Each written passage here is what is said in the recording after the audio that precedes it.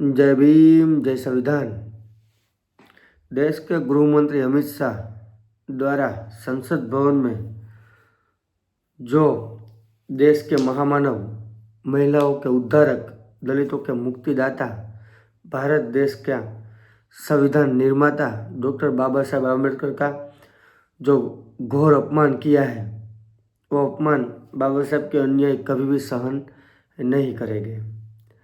आज देश में जगह जगह पर हल्ला बोल हो गया है। देश के गृह मंत्री को मालूम नहीं कि मैंने क्या बोला था। मिस्टर अमित शाह संसद भवन में बोलते हैं, आम्बेडकर आम्बेडकर आम्बेडकर, अगर इतनी बार तुमने भगवान का नाम ले लिया होता तो तुम्हें स्वर्ग मिल जाता। तो मैं तड़ीपार अमित शाह को कहना चाहता हूँ कि भाई, तुम्हें स्वर्ग चाहिए तो तुम जल्द से जल्द जितना बने उतना भगवान का नाम लेना चालू कर दो, ताकि तुम स्वर्ग चले जाओ।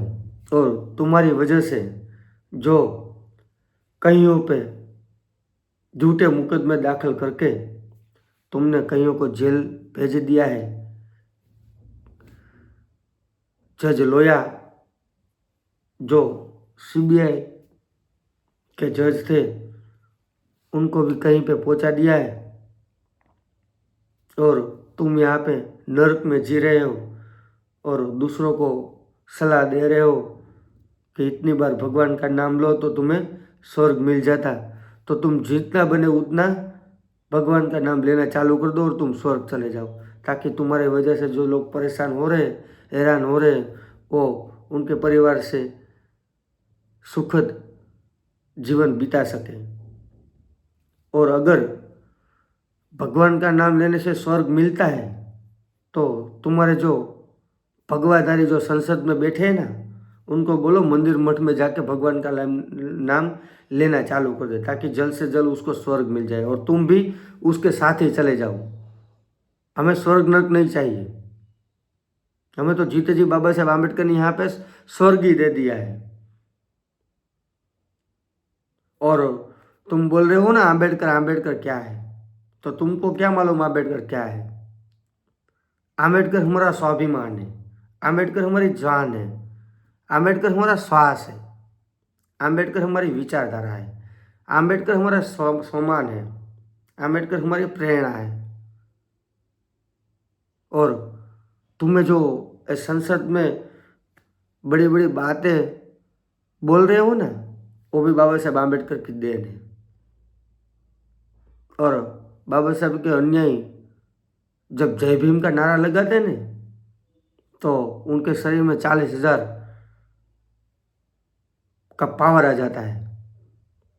और जो बाबा साहब आम्बेडकर का अपमान करेंगे ना, वो कितना भी पावर में क्यों ना हो, हम उसका पावर ऑफ कर देंगे। तुम समझते क्या हो? तुम गृह मंत्री हो तो किसी का भी अपमान करोगे? आज तुमने करोड़ों दलितों का अपमान किया है, हमारे मुक्तिदाता बाबा साहब आम्बेडकर का अपमान किया है। तुम्हें माफी तो मिल ही नहीं सकती।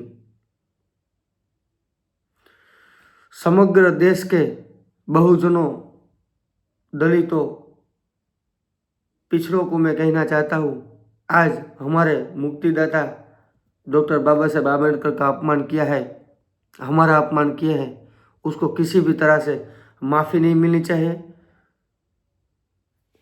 वो गृह मंत्री के पद से इस्तीफा दे, तब तक उसको छोड़ना नहीं है। और ये गृह मंत्री के लायक ही नहीं है। आज गृह मंत्री तो देश के लोगों में परिवर्तन आए, समानता से जिए, जो संविधान ने हमें हक अधिकार जो समानता दी है उसके बारे में लोगों को प्रेरित करे, ऐसा देश का गृह मंत्री होना चाहिए। ऐसा तड़ी पर हमारे भगवान, हमारे महामानव का अपमान करे, ऐसा तड़ी पर हमें कदापि नहीं चाहिए। और तुम जो अभी संसद भवन में बैठे हो ना, वो भी याद रखना बाबा साहब आम्बेडकर के लिखित संविधान की देन है।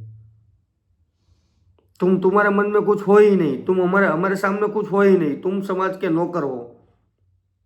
और नौकर कभी मालिकों के सामने बोला नहीं करते। और देश के लोगों को मैं फिर से विनती करता हूँ कि जब तक उसका इस्तीफा ना मिले तब तक ये आंदोलन रुकना नहीं चाहिए। जय भीम, नमो बुद्धाय।